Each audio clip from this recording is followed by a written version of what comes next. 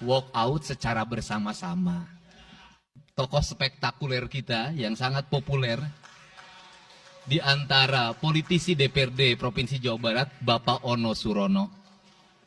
Saya sudah tahu Pak Ono, kontrak-kontrak medianya sudah banyak nanti ke depan. Acara selanjutnya adalah pendapat akhir Gubernur Jawa Barat terhadap Ranperda tentang investasi dan kemudahan berusaha, kemudian dilanjutkan dengan penyampaian sambutan Gubernur. Kami persilakan.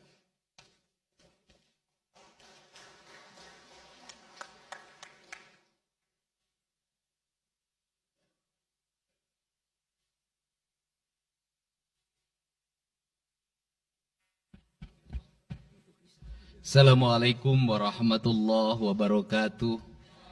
Sampurasun. Rampes. Yang saya hormati Ketua DPRD Provinsi Jawa Barat yang mulia Bapak Buki Wibawa, para wakil ketua Bapak Iwan Suryawan, ini tokoh politisi yang begitu kalem saat ada interupsi. Bapak M.Ki Iswara, ini politisi yang tampan selamanya tapi tidak pernah nakal. Dan tokoh spektakuler kita yang sangat populer di antara politisi DPRD Provinsi Jawa Barat, Bapak Ono Surono. Saya sudah tahu Pak Ono, kontrak-kontrak medianya sudah banyak nanti ke depan. Kemudian juga Bapak ini sebentar lagi akan berangkat haji, Bapak Ki Haji Acep Jamaluddin. Terima kasih. Seluruh anggota DPRD Provinsi Jawa Barat, para ketua fraksi, para ketua komisi, dan saya mengucapkan terima kasih atas berbagai otokritik yang dilakukan, baik secara langsung maupun lewat media, baik media massa maupun media elektronik. Dan itu menunjukkan bahwa di Provinsi Jawa Barat ada terjadi dinamika politik yang luar biasa. Semua orang memiliki concern pada hal yang menjadi tujuan kita, mewujudkan Jawa Barat istimewa dengan berbagai cara. Tugas DPR adalah bicara, itulah tugas DPR. Jadi kalau tidak bicara, mungkin DPRD dianggap tidak ada. Saya ucapkan terima kasih atas otokritiknya.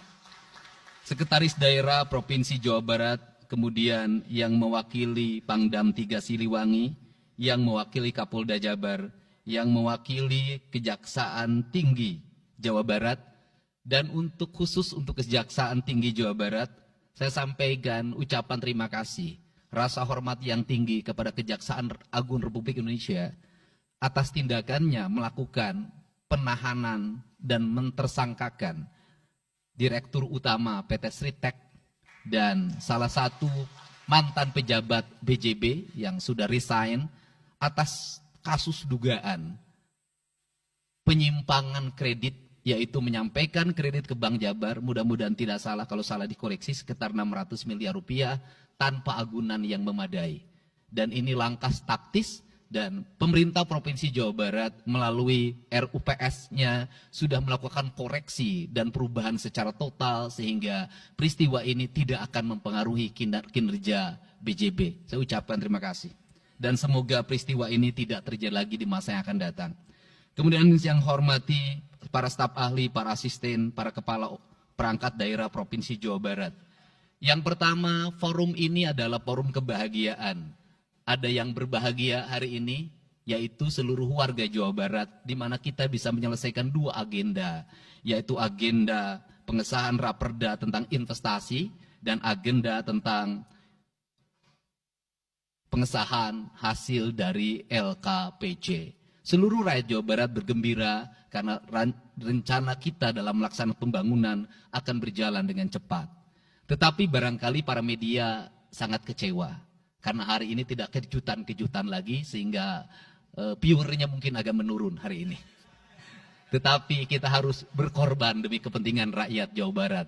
Kita kesampingkan viewer, kita kesampingkan komen, kita utamakan kepentingan rakyat Jawa Barat. Sebenarnya konsep pidatonya sudah ada, tetapi saya mencoba menyatukannya. Yang pertama adalah bahwa kita bicara tadi tentang berbagai rekomendasi Dan rekomendasi itu juga termasuk di dalamnya disahkannya Raperda tentang investasi yang sebentar lagi menjadi perda. Apa sih yang menjadi rekomendasi? Rekomendasi pertama adalah angka kemiskinan yang masih tinggi di Jawa Barat. Tetapi saya usul pada Pak Ketua, ke depan kalau LKPJ sebaiknya para bupati wali kota diundang di seluruh Jawa Barat. Karena Jawa Barat itu pertanggungjawabannya bukan di OPD Jawa Barat. Tetapi seluruh kinerja pembangunan itu ada di Pemkab dan Pemkot, serta ada di pemerintah desa. Jawa Barat tidak memiliki rakyat yang terkelola secara langsung, karena seluruh pengelolaannya ada di pemerintah kabupaten kota dan pemerintahan desa. Dan saya mohon nanti dipaparkan kemiskinan yang paling tinggi dalam perspektif BPS, dalam perspektif LKPJ dan analisisnya, itu di kabupaten mana, bila perlu sampai di desa mana. Kemudian angka investasi tertinggi di kabupaten mana, angka investasi terendah di kabupaten mana, infrastruktur yang berproblem di kabupaten di mana, sehingga semuanya terpetakan dengan baik, sehingga nanti kita bisa mengorkestrasi antara pembangunan Provinsi Jawa Barat, pembangunan kabupaten kota, dan pembangunan desa secara bersama-sama dan berkeadilan. Kemudian yang kedua, bahwa investasi ini menjadi aspek yang utama dalam kinerja pembangunan Provinsi Jawa Barat hari ini. Kenapa? Karena satu, angka kemiskinan kita masih tinggi. Kemudian angka kemiskinan yang tinggi di Indonesia sebenarnya juga dipengaruhi oleh jumlah penduduk yang tinggi. Sehingga persentase kecil menurut Jawa Barat, tetapi menurut nasional menjadi besar. Keberhasilan Indonesia sangat tergantung terhadap kinerja pemerintah Provinsi Jawa Barat, pemerintah kabupaten kota, dan pemerintahan desa. Yang kedua adalah pendidikan. Yang ketiga adalah infrastruktur. Yang keempat, kesehatan. Yang kelima, pengendalian penduduk. Yang keenam adalah pengendalian lingkungan. Kemudian yang ketujuh adalah belanja pemerintah yang masih besar. Belanja tidak langsungnya, yaitu belanja untuk kepentingan pegawai. Yang kedelapan adalah pengelolaan aset. Seluruh rangkaian yang menjadi rekomendasi ini adalah tugas kami untuk meneruskan rekomendasinya. Tetapi yakinlah bahwa apa yang kami lakukan selama ini, langkah-langkah yang seringkali kontroversi, langkah-langkah yang seringkali dianggap one man show, langkah-langkah yang seringkali dianggap terlalu sendiri dan terlalu konten, sesungguhnya adalah langkah-langkah menyelesaikan ini semua. Saya berikan contoh. Kalau saya melakukan operasi terhadap penutupan galian C, penutupan areal-areal pelanggaran terhadap lingkungan, kalau saya mengkoordinasikan terlebih dahulu dengan jajaran saya, bisa jadi operasi saya gagal. Kenapa? Karena begitu rapat, besoknya penambangnya sudah tahu apa yang akan kami lakukan. Sehingga kejutan-kejutan itu dilakukan untuk memberikan efek kejut. Dari efek kejut itu melahirkan viral. Dari viral itu melahirkan atensi yang pada akhirnya hari ini Jawa Barat seluruh penambangan liar bisa diselesaikan secara hukum dan Kapolda memberi atensi yang sangat tinggi.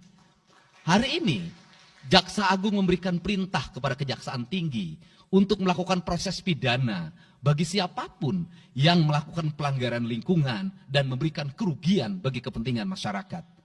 Yang kedua, saya sampaikan juga mengenai bagaimana melakukan penanganan terhadap berbagai problem lingkungan yang terjadi. Nilai tukar petani yang menurun, kemudian musibah bencana alam yang tidak berhenti.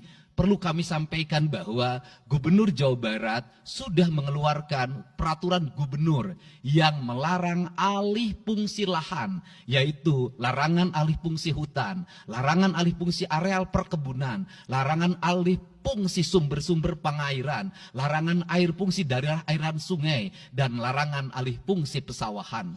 Yang itu harus segera ditindaklanjuti oleh kabupaten kota dengan melakukan evaluasi tata ruang secara menyeluruh. Karena inilah jalan yang terbaik apabila kita ingin melakukan perubahan lingkungan di Jawa Barat.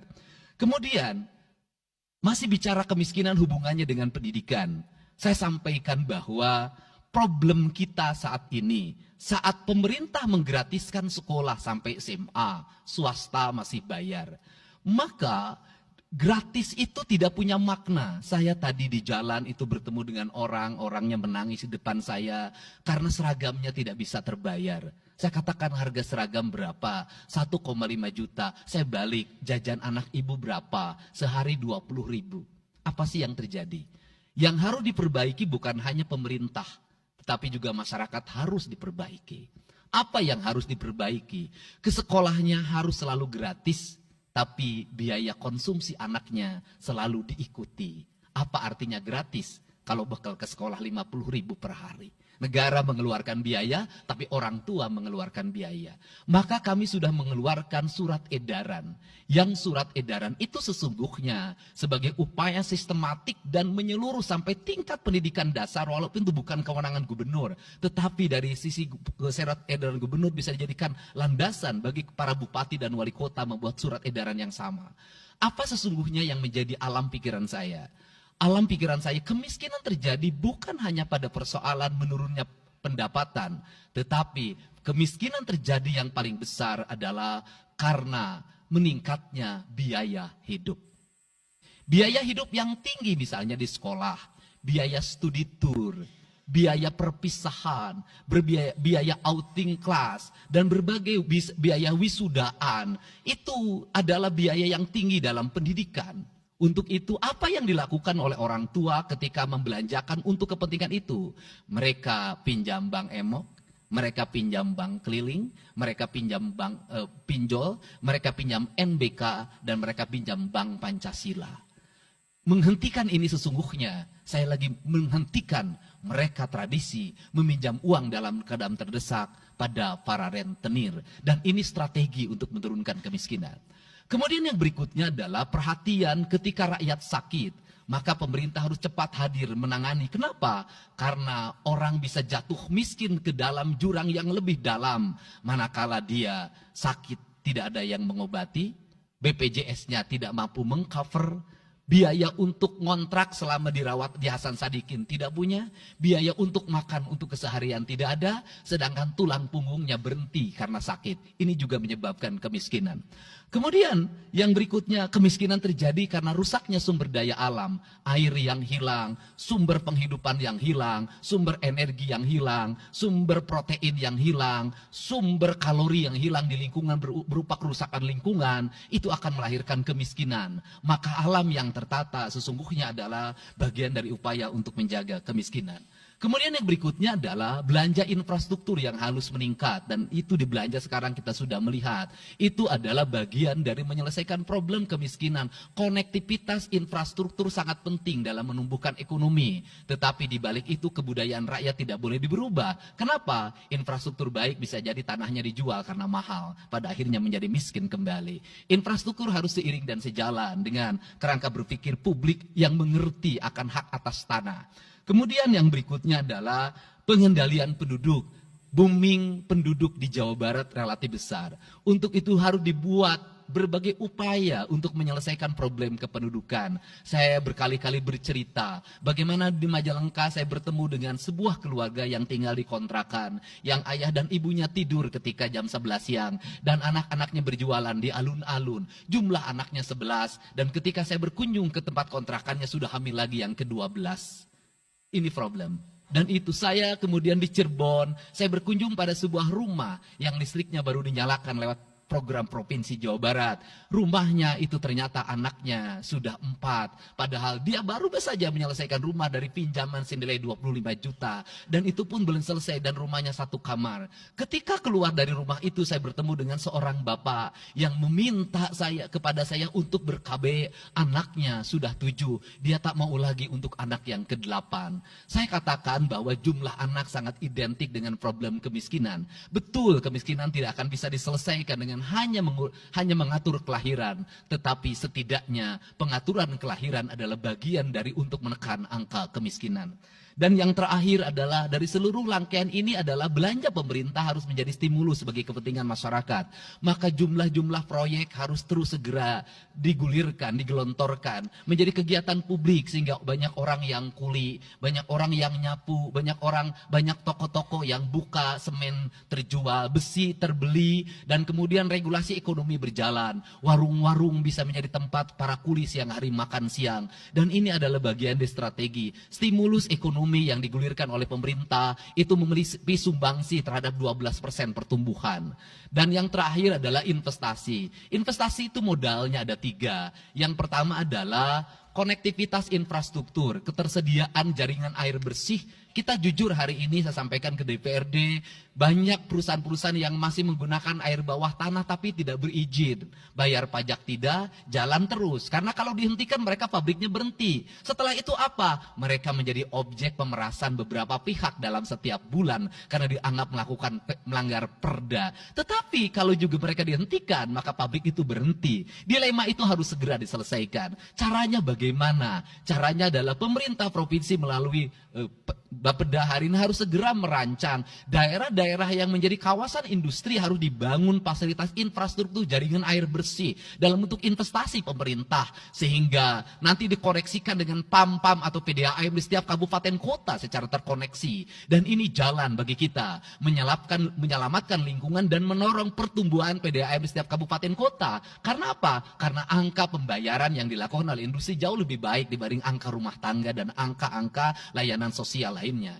Itu yang pertama. Yang kedua adalah tumbuhnya iklim investasi di mana masyarakat merasa nyaman. Investor merasa nyaman ketika perizinannya cepat. Saya memberitahukan ya bahwa di Indramayu ada pabrik sepatu yang selama 2 tahun tidak mau buka hanya karena perizinan lingkungan hidupnya belum kelar. Saya ngambil langkah pasang badan, lakukan pembangunan karena itu menyerap 8.000 tenaga kerja. Kemudian di Cirebon juga seperti itu. Banyak perizinan yang menggantung bertahun-tahun. Hari ini saya janjikan dalam 1 bulan ini seluruh perizinan di Jawa Barat tuntas dan selesai. Dan saya meminta kepala BPM TSP menjadi VR pemerintah Provinsi Jawa Barat untuk senantiasa tiap hari melihat data dan dokumen di setiap kabupaten kota. Mana yang terlambat, mana yang mengalami hambatan. Kemudian yang berikutnya adalah kenyamanan dalam berusaha. Kenyamanan dalam berusaha adalah keterangan para investor dan lingkungan masyarakat terhadap berbagai aksi gangguan dari orang yang mengatasnamakan diri preman. Untuk itu hari ini kita cukup bersyukur di Jawa Barat, peristiwa ini sudah hampir tidak ada. Kapolda kalau dengar ada preman, hari ini turun termasuk ke Garut, dengar ada preman, Kapolda turun. Ini semua stakeholder sudah bergerak dengan baik, layanan investasi sudah berjalan dengan baik, tinggal satu lagi hambatan investasi adalah masyarakat menaikkan harga tanahnya luar biasa. Kasus BYD, kenapa mengalami hambatan sekitar 20 hektar, masih belum terbebaskan. Karena rakyatnya hari ini meminta 3 juta rupiah per meter. Padahal di situ dulu 150.000, itu pun jarang yang beli. Ini problem kita. Apa peran gubernur saya sampaikan? Peran gubernur bukan hanya mendorong bagaimana investasi berjalan melalui mekanisme administratif. Saya sampai turun untuk mijitin orang yang jual agar mau jual. Dan sudah ada beberapa yang berhasil saya rayu, saya dekati dengan harga. Itu pun tidak terlalu rendah harganya 1,1 juta. Itu sudah paling murah. Ini yang terjadi di Jawa Barat hari ini. Tidak mudah mengelola sebuah wilayah yang begitu luas. Tidak mudah mengelola sebuah daerah yang kabupaten kotanya sudah otonom. Diperlukan pendekatan-pendekatan seorang ayah pada anak-anaknya. Sehingga hari ini saya di Provinsi Jawa Barat, saya tidak memposisikan gubernur. Saya kadang memposisikan menjadi ketua RT. Saya kadang memposisikan menjadi ketua RW. Saya kadang memposisikan menjadi kepala desa. Kenapa? Karena warga ini perlu disentuh dengan pendekatan emosional. Pendekatan emosional yang kebapaan, bukan pendekatan struktural. Untuk itu saya yakin bahwa forum ini adalah forum kebahagiaan bagi kita semua. Kita sudah bisa menyelesaikan 2 agenda besar. Semoga ini menjadi kado terindah bagi masyarakat Jawa Barat. Insya Allah kami akan menjalankan pemerintahan dengan baik. apa yang kami susun, apa yang kami rancang, dan apa yang kami kerjakan adalah semuanya kami dedikasikan untuk kepentingan masyarakat Jawa Barat. Yang terakhir kami sampaikan juga bahwa kami kemarin sudah melapas 273 anak-anak yang mengikuti pendidikan di Dodik Rindam 3 Siliwangi. Hasilnya bisa dilihat secara terbuka di berbagai tayangan. Air mata tidak akan bisa membohongi kejujuran rakyat dan anak-anak itu. Dan saya sampaikan, hari ini ada 13 orang anak yang tinggal di rumah dinas gubernur. Pada saat yang lain orang tuanya datang menjemputnya, dia menangis. Tak ada satupun orang tuanya yang datang, seorang menjadi anak yang terbuang. Dan akhirnya saya memutuskan mereka untuk sekolah di Bandung dan tinggal bersama Gubernur Jawa Barat. Ini cara kita menyelesaikan. Saya ucapkan terima kasih pada semuanya, semoga kebahagiaan menyertai kita semua. Dan saya yakin setelah kegiatan ini, kita akan walk out secara bersama-sama. Wallahu muwaffiq ila aqwamit thoriq. Assalamualaikum warahmatullahi wabarakatuh. Sampurasun. Sekali merdeka tetap walk out secara bersama-sama.